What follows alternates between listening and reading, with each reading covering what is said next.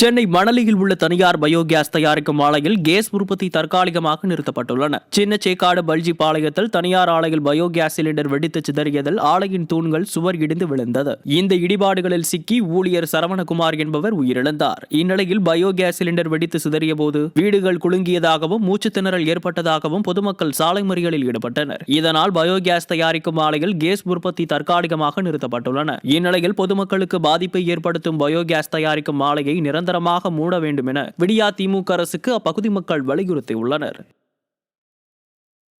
Chennai OMR சாலையில் metro பணிக்காக வைத்திருந்த இரும்பு பொருட்களை திருடியதை தட்டி கேட்ட காவலாளிகளை மர்ம நபர்கள் கல்லால் தாக்கிய சம்பவம் அதிர்ச்சியை ஏற்படுத்தியுள்ளது. ஓஎம்ஆர் சாலையில் கந்தன்சாவடி கோயில் அருகே மெட்ரோ பணிகள் நடைபெற்று வருகிறது. இந்நிலையில் அப்பகுதியில் மெட்ரோ பணிகளுக்காக வைக்கப்பட்டிருந்த இரும்பு கம்பிகளை பட்டப்பகலில் ஆட்டோவில் வந்த 3 பேர் கொண்ட கும்பல் பட்டப்பகலில் திருடியுள்ளது. இதை தடுக்க முயன்ற மெட்ரோ பணி காவலாளிகளை 3 பேர் கொண்ட கும்பல் கல்லால் தாக்கி விரட்டியுள்ளனர். நிர்வாக திறனற்ற திமுக ஆட்சியில் காவல்துறை கும்பகர்ண தூக்கத்தில் இருப்பதால் குற்றவாளிகள் எந்த ஒரு அச்சம் இன்றி கொள்ளை சம்பவங்களில் ஈடுபடுவதாக பொதுமக்கள் குற்றம் சாட்டியுள்ளனர்.